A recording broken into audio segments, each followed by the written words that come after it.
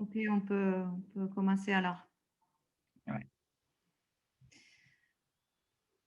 Bonjour à tous. Good morning, everybody. We have the pleasure today to host Jordi Planelles, who is going to share with us the results of the paper co-written with Maria Eugenia Sanin on a topic that we study in quite a lot at the Climate Economics Chair. On one side, carbon pricing, and on the other side, that is a little bit newer for us, the inclusion of the global economy. So Jordi, the floor is yours. I think that you can talk, and maybe we can ask questions during your talk, and then have also a discussion at the end of the presentation, right? Well, thank you very much for the invitation. And well, today, as you were saying, we are going to talk about a topic that you know a lot about. It's the carbon pricing, carbon taxes specifically. However, what we are trying to do in this paper, in the research, is to look at the tools in network economics, you know, the brand of economics that uses networks, to try to look at the problem of implementing carbon taxes in a globally integrated economy. No? I tell it the motivation for trying to doing this is like, as you all know, we have an increasingly integrated global production structure. You know, almost every product that we have in our daily lives has gone through an incredibly complex and geographically disintegrated production structure. No, so our idea is, okay, what if we can use this kind of tools to at least try to get a hint about what is the repercussion of this global structure on our carbon pricing strategies. No? We have a globally integrated structure, no? And we are trying to change the way we produce things with policies which are many times sector-based, region-based, country-based, etc. It's like we have an integrated structure, and we are hitting, like with policies, parts of this structure. No? So our idea is like the study of networks is a branch of mathematics, but for example, that lately has had quite an impact on microeconomics. No? One of the reasons probably was, for example, to try to explain and model the financial crisis, the financial crash of 2008. No? We have a problem that we had a problem that was concentrated in one asset type, for example, mortgage-backed securities in some US institutions. And then that kind of through some network structures, it developed into a global and very serious crisis. No? So that's what networks can be used for. No? A network at the end is just a way to kind of model a system of interaction between different agents. So we have the agents, which are the nodes of the network, and they are connected. No? And the structure of these connections is what is going to characterize the behavior of the system. For example, here we have a show of the input-output connections among the top global CO2 emitting sectors. No? For example, we have here this is the graph for 1995, and here we have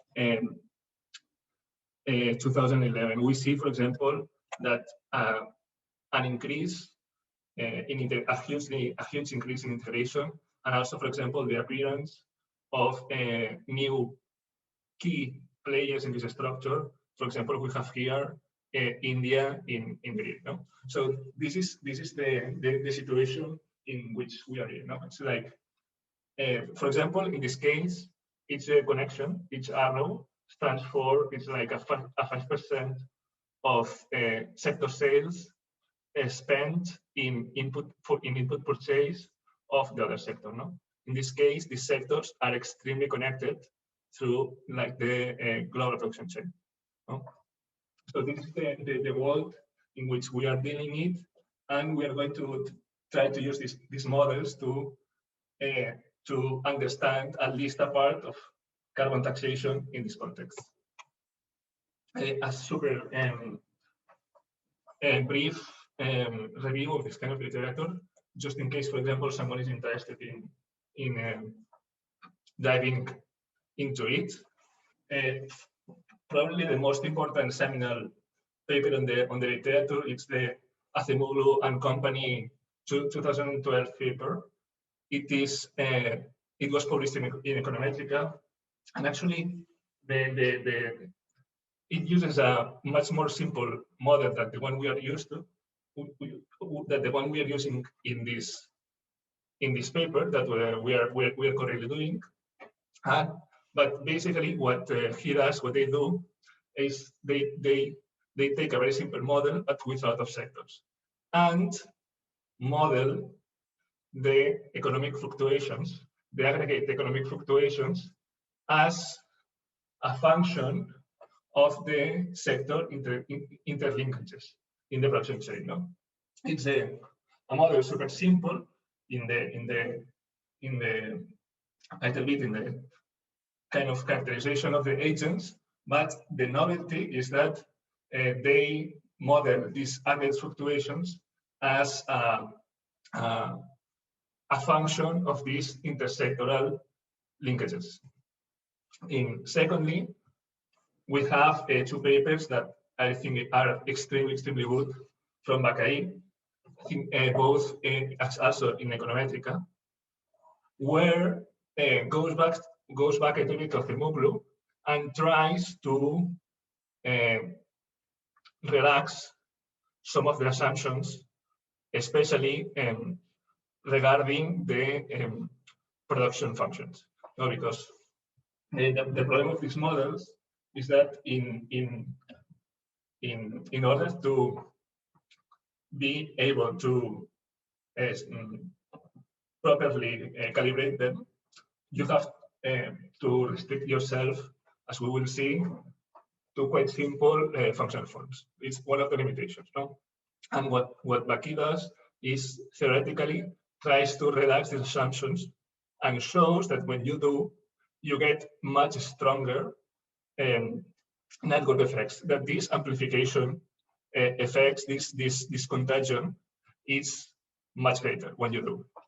Finally, we have this paper by King and Company from 2018, and it's the first time that someone uses this kind of model to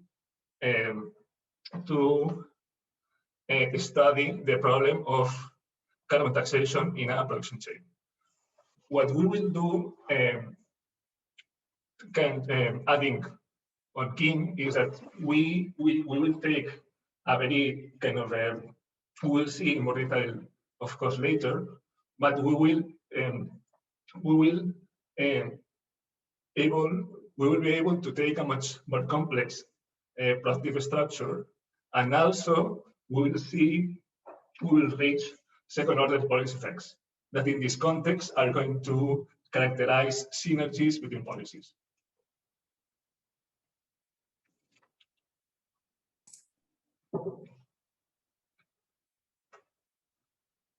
Well, so just to summarize, in this case, what we're going to do is we are going to use a theoretical network model in order to characterize how the locally introduced policies spread through a production structure. No? And we will be building upon these papers from Acemoglu et al. And King et al. Do you have any questions? Médecin de famille dans une... Sorry?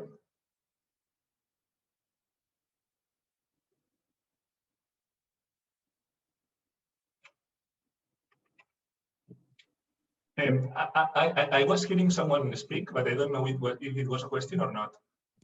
No, I don't think so. It was just noise. So please Okay. go on. So let's continue. As I was saying, this is a theoretical model, but we will put a lot of weight on the simulation. No? What we're going to do is we're going to take the input-output global database XOS2 or XOS3 in these presentations. The results are from XOS2, but we did it for XOS3 later, but the results are identical.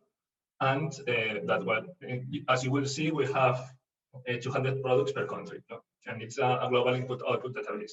And this is what we will allow us to calibrate like the network structure.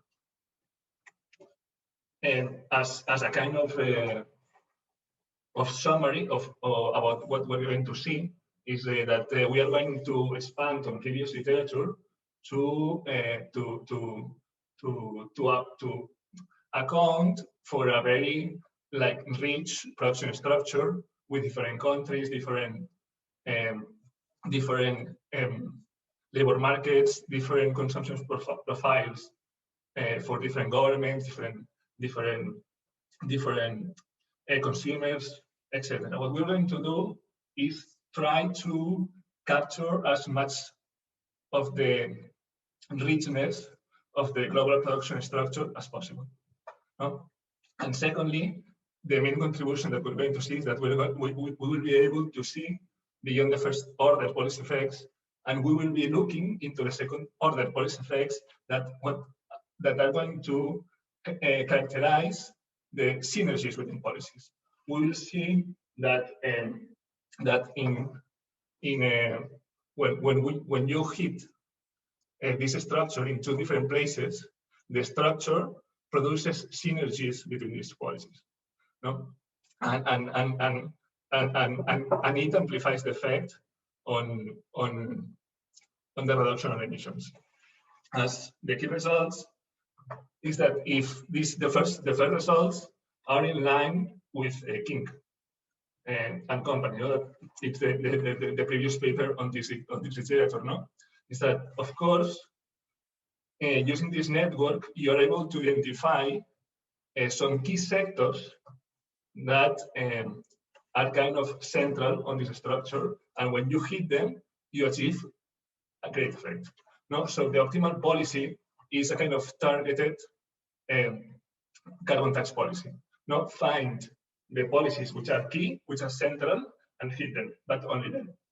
However, what happens is that when you introduce the second order effects and you encounter these synergies, the optimal policy suddenly becomes a much wider application of the carbon tax, no? Because these synergies between policies appear. So let's move to the model. Any questions so far about the general idea of the research? Well, that's okay. Okay, so let's start with the model. And this, as I was saying, it's going to be an exercise on kind of detail, but we'll have to give up, for example, a little bit on the complexity of the function forms, no? To be able to account for all this complexity. Additionally, not only because of that, but for example, as I was saying, in these two, I would say, super good papers by Bacai, no, he goes beyond. He does this kind of exercise for kind of more complex production functions, for example. But the result is that this, as I was saying, these instability effects become much wider. No? However, what we see in reality is that the global production structure is more or less stable. Of course, it changes, but it changes more or less slowly. I mean, are very rare the events that we see a total redefinition of the structure in little time. I think it would be a little bit unthinkable, no? So I think that we can argue that when you're looking to these huge structures, these kind of production functions that provide more stability are actually more in line for what to what we see in reality, to the empirical evidence. No? And for example, it would be interesting to, for example, using like moving forward in time in this literature would be interesting to, for example, use this kind of model that we are showing to you today to identify some parts of the structure which are interesting. No? And then maybe you can go back and add more rich and more unstable structures. No? To explore a little part of the structure, but this kind of production functions give us the kind of relative stability of the structure that we want.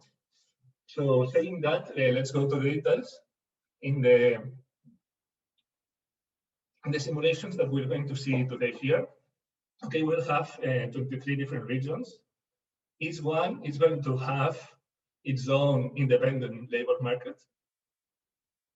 And each one is going to have its own consumer with its own utility function. No, each region will have different preferences. No, how many goods there are? So in this case, for these simulations that we're going to see today, we have 4,600 different goods. No, and of course, what we will see is that many of them are repeated as the same good, but in different countries. For example, if we have 4,600 goods and 23 regions, we have 200 different products or goods per country. We'll have, for example, iron in Germany, iron in France, and iron in China. No, so it's iron, but it's 3 different goods because with this structure of the global input-output database, we can see that, for example, the German consumer through the production chain consumes more German iron. I'm just making it up than I don't know, iron made in Russia, etc. We are able to capture all this detail, and we can calibrate then the model with all this data. Secondly, we have, and this is probably the most important part, is the production function. It's here, equation 2, and a given sector produces using labor in its region. For example, remember that this sector can be, for example, aluminium producers in France. No? So aluminium producers in France use labor in the French labor market, and then a basket of inputs. And the basket of inputs is not limited to this country. I mean, the producer of French aluminium can buy a US truck, no? for example, carrying around raw materials. So the labor market is country segmented, but the input-output, the input market is global. And remember, we'll have this equation for this same form for all the 4,600 sectors in the model. Emissions. In this case, emissions are going to be a function of input usage. Let's imagine that we have an Italian car manufacturing, the Italian car manufacturing sector. So here we will have like all the inputs that it produces. For example, let's say iron, glass, etc. No? And of course, each one of these inputs has emissions coefficient. And total emissions will be the sum of the sector emissions. It is important to notice that in this case, for example, we won't introduce, for example, emissions from by, for example, the households. No? And we could, no problem at all. The thing is that we want to focus on the emissions in the production sector, in the production structure, because a little bit is the focus of the paper, is the focus on the methodology, and we want to try to stay a little bit so apart of these other effects that of course are super important and have to be taken into account. Finally, we have a carbon tax, which is simply a tax on these emissions. No? In equation 5, super simple, super simple. Is simply x tons of CO2 produced that arise from input usage, and then it's simply a price per ton of CO2, and that's it. Nothing more fancy. Here, the contribution is on these connections that we are going to see arise between different sectors. Finally, we have, if we had one household per region, here we have one government per region. In each region, the government has its own distinct and different government expenditure profile. One country will spend more in construction, the other one in health services, for example. And of course, with different emission intensities. No? For example, there are countries like China that have a higher emission intensity in the government in the government expenditures. Why? Well, because for example, they are very active in products and markets that the Western governments are not as active. For example, they are massively active in construction, so that it's quite emissions intensive. No? And the governments, in this case, get their money, their government income from the carbon tax. So here, just to sum up, we have 23 different regions with 23 different labor markets. Then we have 4,600 different sectors that use the labor from their country, but have access to these 4,600 products as inputs. The labor market are local, the input market is global. And finally, we have also 23 different governments with its own distinctive consumption profile. Yes? Jordi, just a question to understand the governance of the carbon taxation. So there's a unique worldwide tax rate. Yeah, that's the difference is in the territorial jurisdiction, that is each regional government is going to impose this taxation, and then depending on the pervasiveness on some emitting sectors, the revenues that is going to take is different. Absolutely. That's a super good question. We will see now in detail, but we are going to focus, for example, on sector-specific policies. For example, let's say a carbon tax into aluminium producers in France. So then only the government of France, in this case, receive the money, of course, because it's the. But maybe I haven't been clear enough. What we're going to see is localized policies, and in this case, as you asked, it's a very good question. In this case, the revenue of the region, for example, in this case, region R, arises only from the sectors in its jurisdiction. I made myself clear, or not, Hannah? Yes, thank you. Thank you. Well, finally, we are not going to see the derivation of all the model because it's very long, and I think that we can spend the time in more interesting things. If anyone is interested, later or any other day, we can talk in detail about it. But of course, this is a macro-founded general equilibrium model. What happens is that we have to solve. In this case, we have many agents. We solve the profit maximizing or utility maximizing problems, and then we have to clear the markets.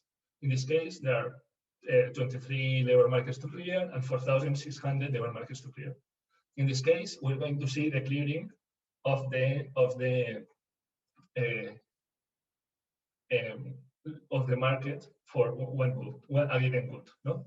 And then it seems a little bit complex having so many sectors, but at the end you will see that it's quite easy to solve. No, it's like in this case we have these are the sales, the revenue of a sector, and it's a function, and its revenue, it's a function of the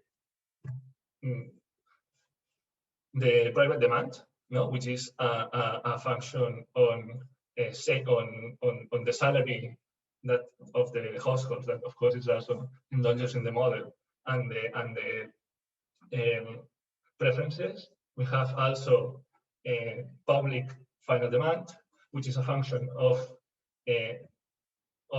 revenue arising from carbon taxes and the preferences by the governments that we take from the database, from the actual government expenditure of the countries. And then we have what would be the intermediate demand, no? The demand by other sectors, which is what is kind of key in the network. No? And of course we have again, which is a function of the revenue of other sectors, and the elasticity parameter of the production function for this given sector, for this given input and the given sector. No? It's like a super simple model, but we have many different agents. And then, of course, here we have what would be the substitution of inputs that arises from the carbon tax. What we have to do now is that we have 4,600 different input markets, no, and we have to clear them all at the same time, because of course they are all linked through the production chain. What we will do is simply that we this equation 8, we express it in matrix form. You can translate it into matrix form. Then you factorize it, and then what happens is that you can clear the sector revenue, and basically it's a function of what we have seen above, more or less, but appears here the Leontief. The Leontief matrix, and what probably you already know what the Leontief matrix is, but just in case, the Leontief matrix is what summarizes the direct and indirect connections between two sectors. No, let's imagine that you have iron production in China, and car production in Germany, of course, these cars, these sectors are going to be directly linked, no? Because and for example, the car manufacturing sector in Germany is going to buy iron in China. However, this LNTF component, which in this case is the L here, also incorporates not only this direct connection, but the indirect connections through other players. For example, iron manufacturing in China sells to tank manufacturing in the US, that then sells to car manufacturing in Germany, just to give you a hint about what an indirect connection is. It's like, and this component captures all the possible combinations, all the possible indirect ways in which you can jump from one sector to the other. So this is a little bit the structure, the structure of the model. Now we have the tags, and the tags, it's going to generate, we will see now with examples, a revaluation of inputs, no? And the revaluation of inputs by the sector which is hit by the tax, no? I'm hit by the tax, so I revaluate because I am profit maximizing, and I have this tax. I revaluate input usage, no? To try to switch from one to the other. And this original switch, of course, hits prices which are endogenous and hits sector sales, no? And this is transmitted upwards and downwards to the production chain.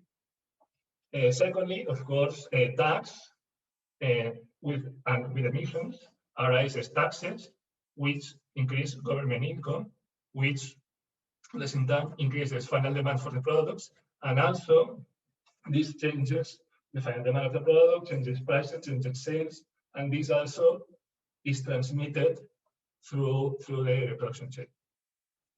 Any questions so far? Jordi, you should be aware of the time. Yes, definitely. So, thank you, Maria Eugenia. So let's go. At the end, we are going to see, first of all, now we are going to move to the policy effects. No? First of all, we have the first of the effects. We will implement a sector-based policy, in this case to sector K, and this and the impact on emissions is going to be characterized from the change in input usage. No, we tax a sector, and through all these effects that we have seen here, this is going to change input usage, and it's going to change the structure of the production system, of the production structure, and therefore it's going to change emissions. No? So this is the result of the derivative in terms of parameters. As we were saying, the most important one probably that you have to take into account is here that the LNTF element, the LNTF matrix, which its content, it's constant throughout the model and summarizes these direct and indirect connections. Now, so let's see an example here. Super simple. Here is the most simple production structure in the world. No, we have a sector-based policy. We have K. We only tax this sector. Of course, what's going to happen is that K is going to reevaluate input usage of A and B. In this case, K only buys from A and B. So it says, okay, given now that I have this tax and I have to be aware of emissions, I'm going to have to evaluate how I'm producing. No? So there is this effect, this substitution. And of course, if the model was more complex, and for example, A was buying from another one, what would happen is that this one, since A would be hit, then C would be hit because A would see, for example, its demand reduced. No? So this effect, it's translated, it's pushed upwards in the chain. Secondly, for example, in this case, K, it's going to either normally we need, because this is an endogenous model, this is profit maximizing agents. Price is going to increase, and this price increase is going to be transmitted downwards in the production chain. Now we have this upwards movement, this downwards movement, and of course this is a super simple structure. For example, let's imagine that C is selling to A. That is what happens in reality. In reality, it's not a line, a straight line. It makes out of loops. No? So C at the same time would transmit to A and A to K. So the effect would reaches K indirectly again. So K is the one that starts everything. But it's if C was connected to A at the end, K would receive also an indirect effect that would have been transmitted to the production chain to him again. And finally, final demand, both private and public, changes because available income for the households changes, and of course, government expenditure changes, no, because there has been this tax. Something important that we can capture in this model is that what happens is because of these policies, there are kind of significant transfers of income from one region to the other, and the region that receives the transfer of income, no, because the production chain changes. This new region has, for example, more emissions intensive consumers. No, and that would be, for example, a kind of effect or phenomena that we can capture with this model. Going to second order policy effects, it's I mean, again, we cannot spend the time on the derivation, but it departs from the first order equation here 12 that we have seen before. No. So what is the second order policy impacts? Remember that here we were saying we were hitting K.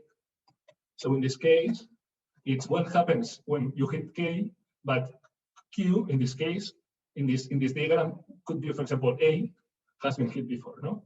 Let's imagine. So it's here we hit K, but here is we hit K, but also we hit Q.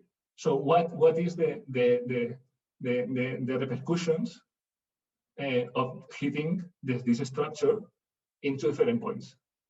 No, is the final effect going to be of the policy better or worse than, for example, hitting the structure separately?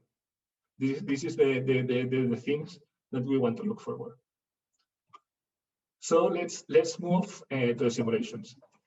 In this case, we have on the left the first order policy effects. In this case, on the x-axis, we have sector K. This is to say we hit only one sector. If we hit this sector, the effect on the change in global emissions is going to be this one. No? So in this case, for example, this higher bar here is coal, electricity production by coal in China.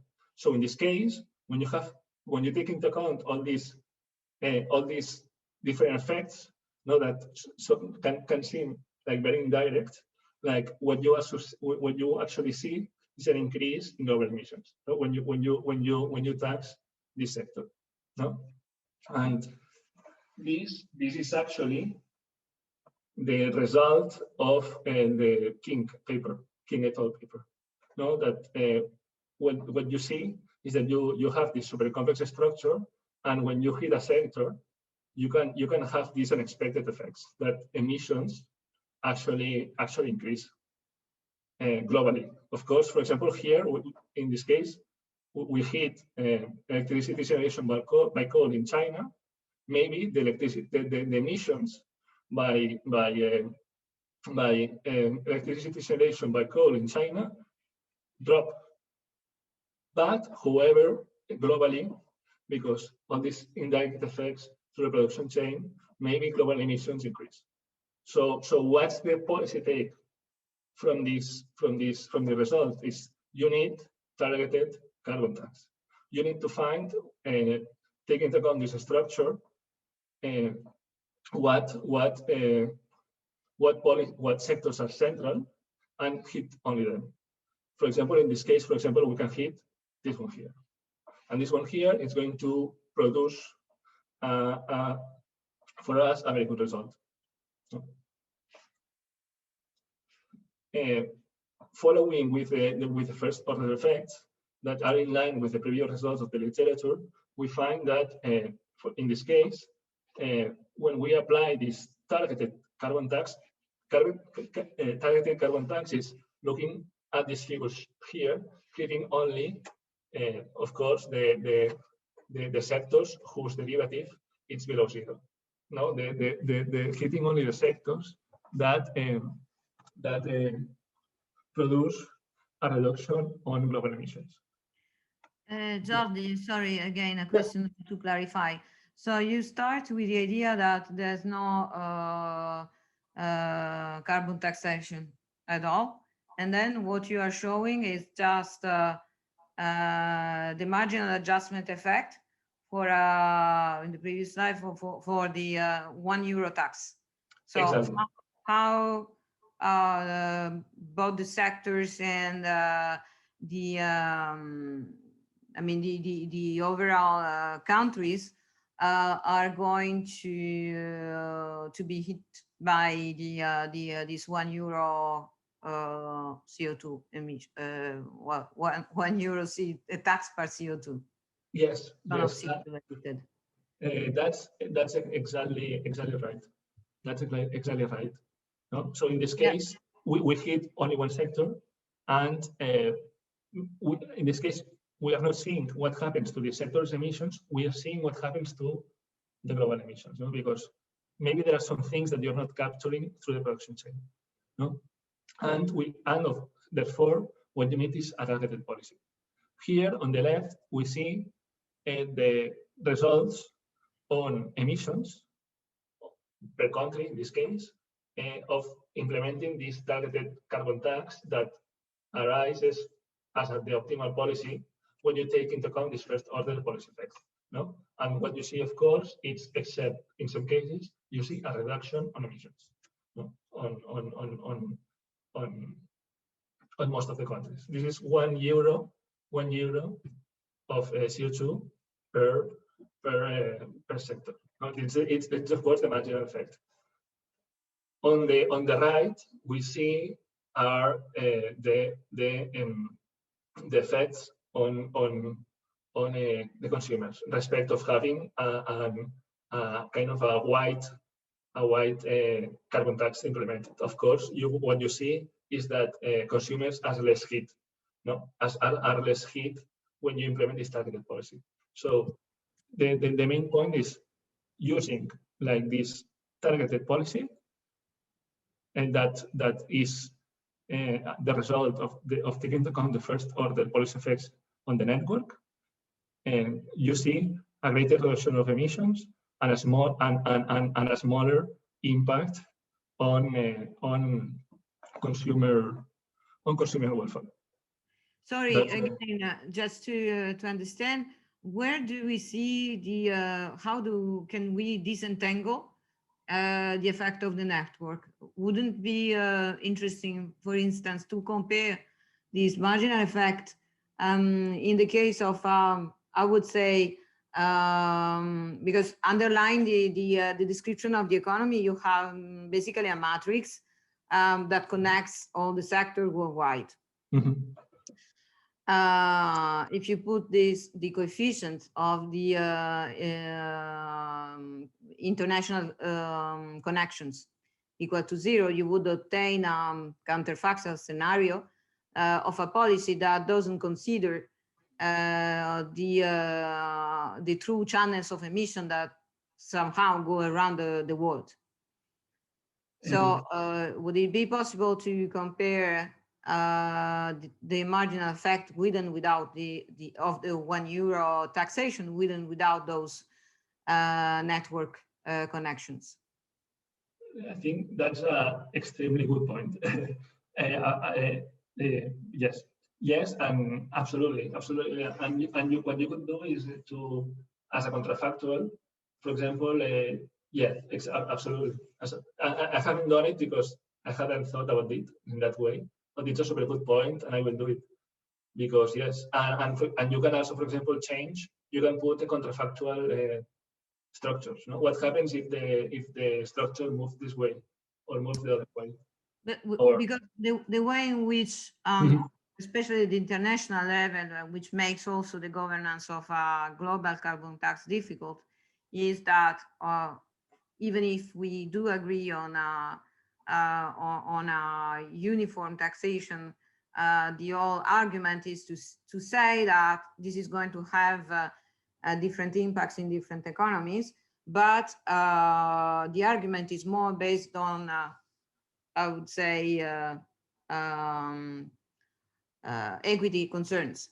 Here, what you show is that perhaps it's going to have a different effect because economies are connected differently, and depending on the intensity of the network, then at the end of the day, we have also a carbon content that is different.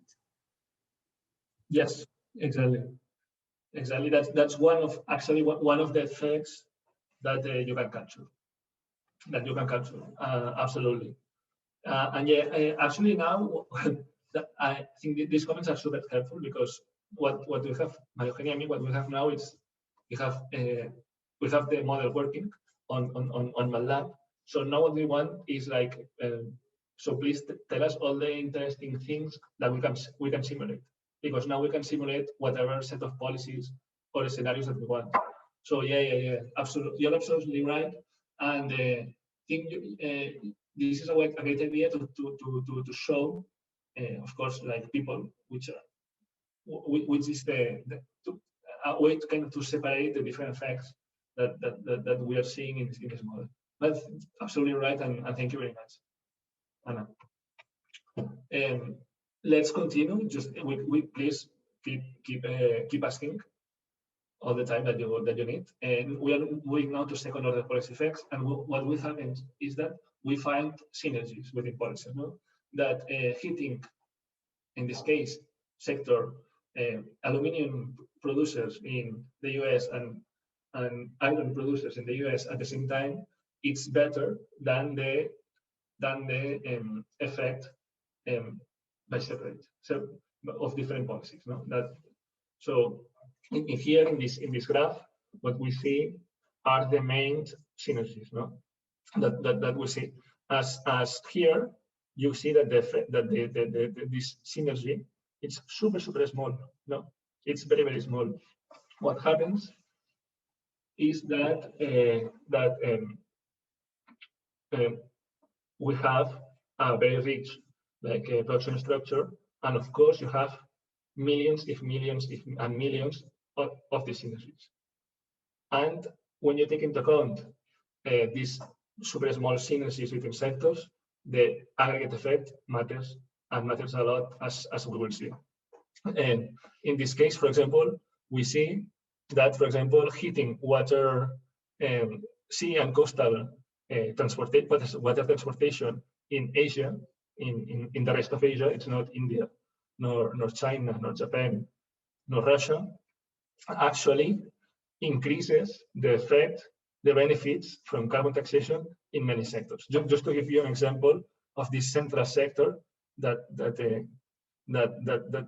we see here in this graph of the main synergies. I mean, synergies that are, as I was saying, because we have many sectors and we have many different combinations, we have hundreds of millions, around 20 million synergies that we have to calculate. But these are just the greater ones. No? And of course, all these synergies come from making the second derivative on input usage. When you the cross derivative on input usage from like policies into different points of the structure. So what are the repercussions of this? First of all, here we take, for example, a carbon tax to the top 100, to the top more polluting sectors, the top 100 more polluting sectors in the world. And what happens?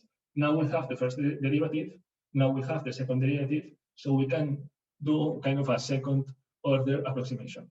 No, first of all, we were, as Anna was saying before, we were seeing only the marginal effect at zero, but now we have first and second order derivative. We are going to see the approximation. No, when the carbon tax goes far beyond zero.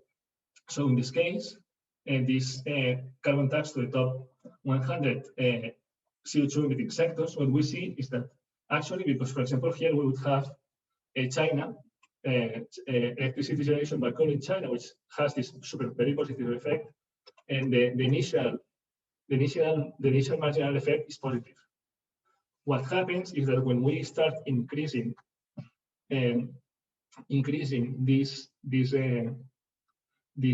carbon tax level, when we move, like when we start reaching above 25 euros per CO2 ton, what happens is that because all these synergies start to be taken into account, what we see is that suddenly this marginal effect becomes negative, no? And therefore, eventually the policy produces an actual reduction on global emissions. What we see here is that by separate, and if you don't take into account these synergies,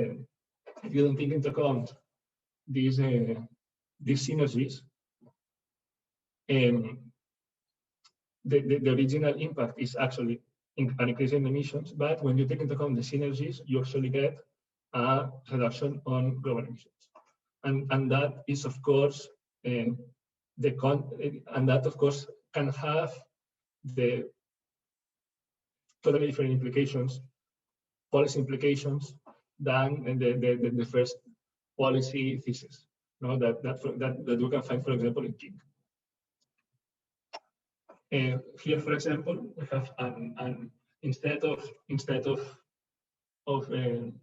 looking at what happens when you tax 100 sector, here we choose 2 sectors and compare them when you hit them together, or when you hit them, or when you sum the separate effects, and therefore you don't have all these synergies. No? And what happens is that when you hit them together instead of separately, the impact on emissions globally is much greater.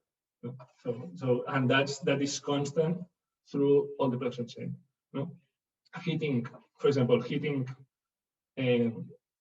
aluminium producers in France, it will be much more beneficial if you have hit before German aluminium producers. So that's the result that this model delivers. No? And you can identify which are the links and the synergies that are stronger, which are weaker, which matter the most, etc. And you can simulate any kind of like policy setups, policy mixes, etc. And I'm not showing this because probably will be too long, but you can also see, of course, wealth transfers from consumers to consumers around the world, the transfer of the production for one part of the world to another, etc. We are here only seeing the effects on emissions of doing all that, like and narrowing overview to that. But of course, we want to kind of, now we have the model working on the MATLAB, and now we are able to simulate any policy setup and on any variable that we want on the model.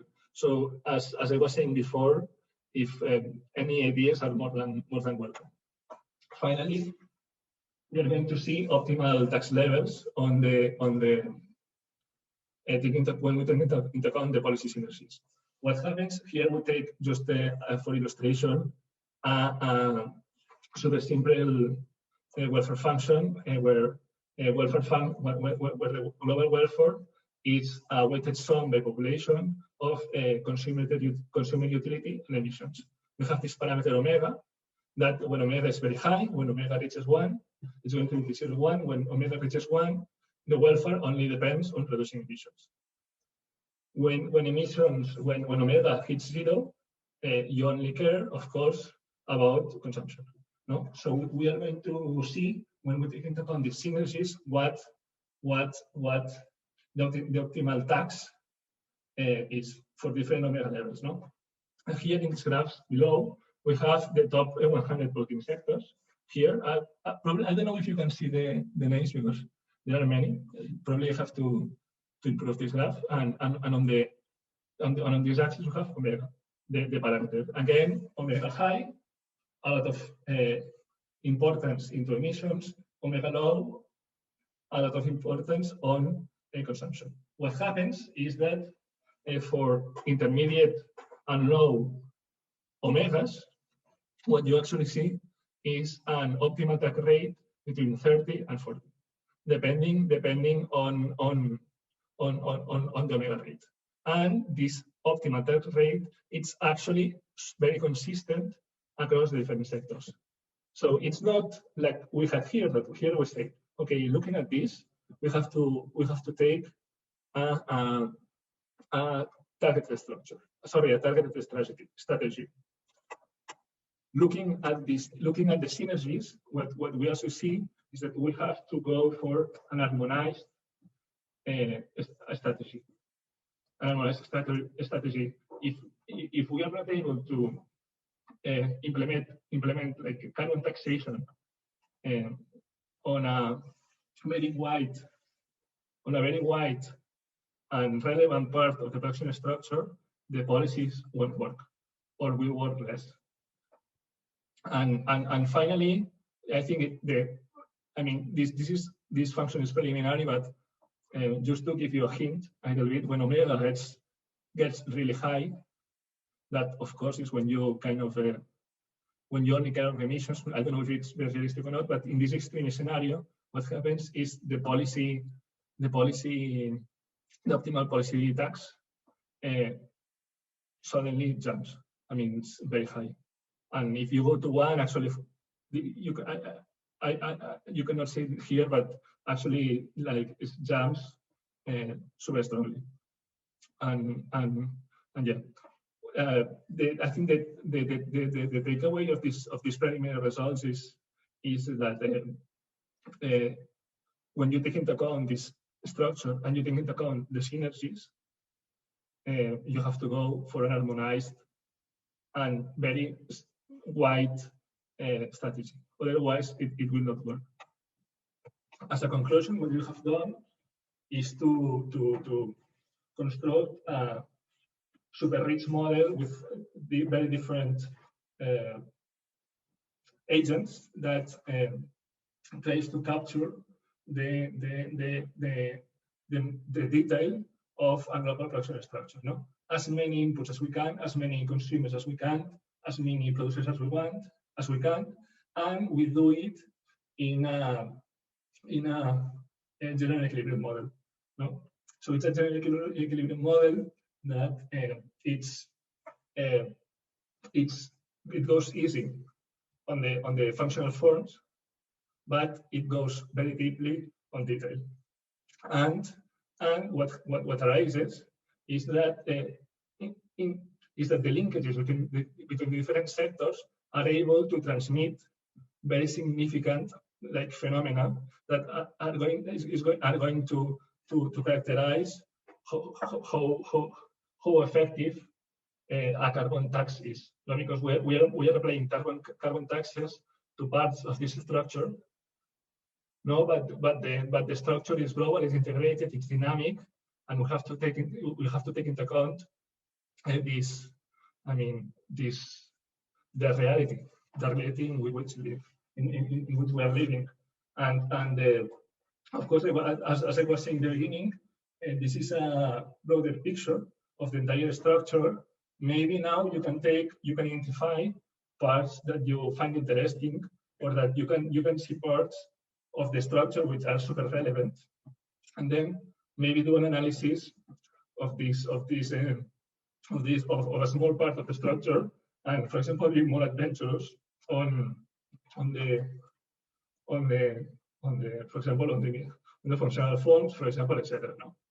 And as I have said already many times, but the key result is first order effects, targeted strategy. That was the previous results on the literature. We find it as well, but of course, when you take into account the second order effects, you find synergies. Ergo, we need a wide and harmonized strategy to take on this problem.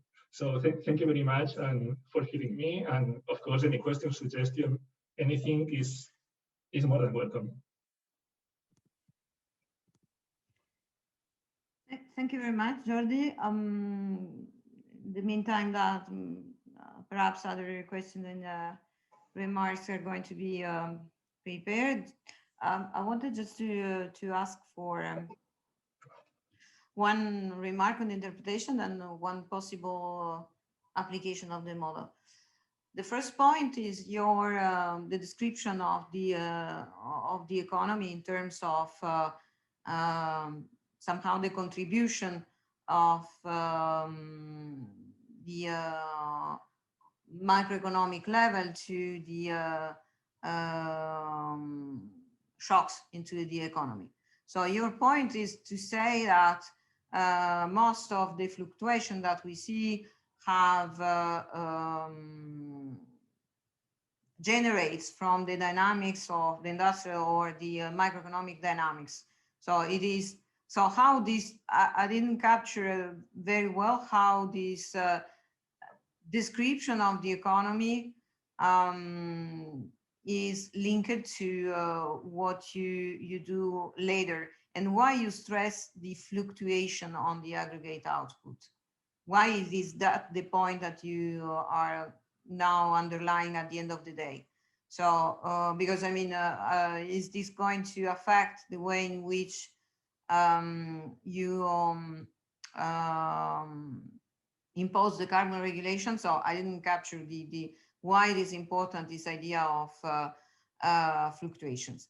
And the second point is that at the end of the day, you say that it is efficient to target some sectors that somehow are not the one, I mean, the ones that we already know that, I mean, they are quite strong in terms of contribution to the emission.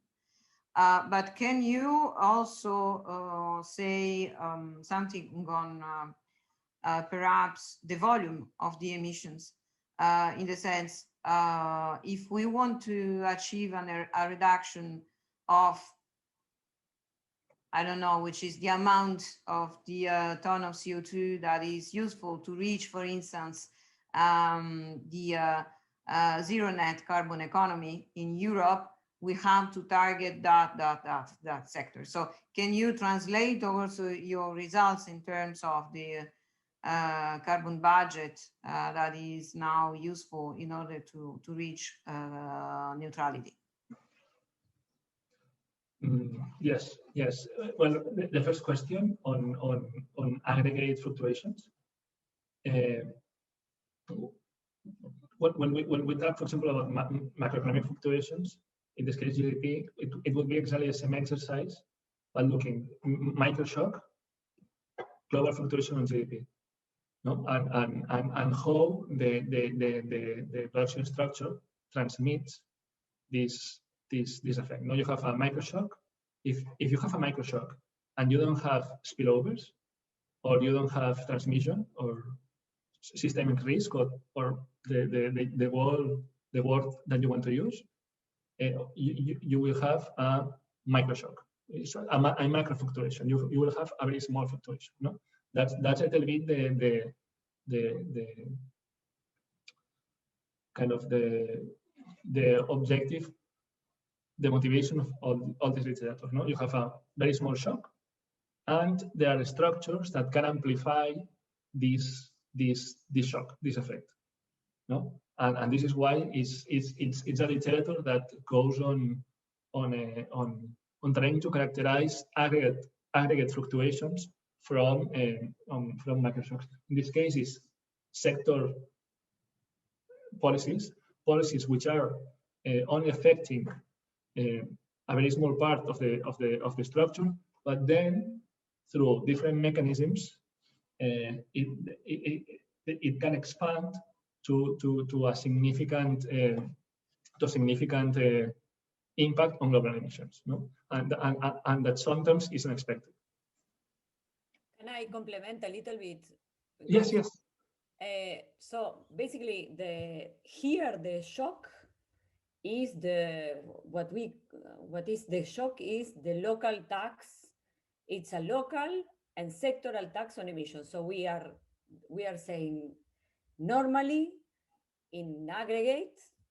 So this literature in general says that if there's something that happens on one part of the economy, probably there's something else that happens on some other part of the economy, and that neutralizes. So local shocks, in particular a policy shock, would be neutralized in general. So this literature that follows Acemoglu says, well, if we consider the interlinks between the production network, this is no longer the case, and they instead of they get inspired by this contagion, let's say, in the financial crisis. No, so in this case, the shock will be a local shock in a polluting sector, and we observe that local shock in a polluting sector indeed has several impacts throughout through these networks interlinked. Why? Because we are defining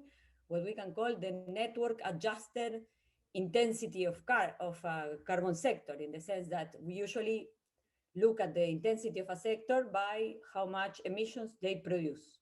Here we look at how many emissions do they induce by the fact that they are used by somebody else that is also used by somebody else, and so on, so on. So we have like this new way of measuring this carbon intensity, and therefore when you shock that sector with a tax, this moves through that. So indeed, when Jordi was talking maybe was not enough clear the fact that here the actual shock is the policy, and that is how it moves through the network. Thank you, Eugenia, for the clarification. I don't know if it can be called a shock, because a shock is it is the case that it is a cost increase, but as you also show, it is a cost increase that also generates revenue for the government. So it is to me a little bit difficult to characterize a carbon tax as a shock, because the argument of the macroeconomists is that shocks are temporary, and what you were saying is that you have somehow that shock that was effect is netted out, because you have something on a sector and something perhaps that goes in the opposite way in another one. But fiscal policy and in the way in which you consider with government imposing with different sectors, and also having a budget that comes from this the fiscal policy, is that really a shock? But perhaps it's a matter of interpretation. I see that Mark also would like to intervene, so I leave him. Okay, thank you, Anna. Thank you for your presentation. I was wondering whether it's possible or not to use this kind of model to simulate the effects of a carbon border adjustment. The point is, as far as I understand your model, you consider that each government is able to tax emissions on what is produced within jurisdiction, but not to tax at the border what is imported in its jurisdiction. Would it be very difficult or not to adjust your model to deal with this kind of carbon border adjustment? Thank you very much for your comment, and it's super good.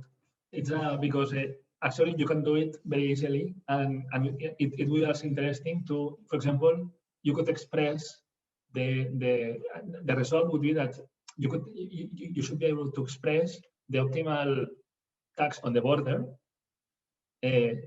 as a function of the production structure, no? And that would be, I mean, that would be super interesting application of this paper. But because once the model is built, I think it's relatively easy to model what the optimal tax would be. And I'm guessing, but it should be a function of this structure, no? And the emissions intensities elsewhere in foreign markets. But yeah, super good point. Super good point. I think that that's a super interesting application that you can do with this. Yes, because typically what is said is that typically if you just have border adjustment targeting imported goods of products that are subject to the EU ETS, for instance, within the European Union, you may have some kind of how do we say in English? You divert some trades to other sectors, and it may actually benefit to some sectors abroad and be negative, have a global negative impact for local sectors. Absolutely, and absolutely. And for example, as you say, and one thing that can be specifically looked in this model is like the difference between, as you say, kind of taxing on the border and when the on government taxes, because maybe we're seeing the synergies about two different policies in two different points. No, maybe the synergies are different if you, instead of taxing in the as you should, maybe by the local government, you're taxing the government. Maybe you can simulate differences in the synergies. I don't know. Maybe the synergies are lower, are smaller. Maybe the synergies are bigger. Who knows? I mean, and I think that's a fascinating thing to look at. So, yeah. I cannot tell you what would happen because I don't know, but it's super interesting to think about it, and we will for sure. Okay, thank you.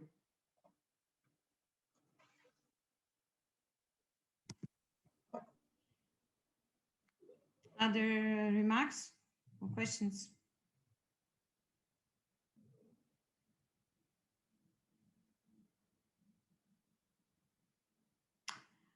Okay, so thank you very much for proposing this model in the application of international carbon taxation.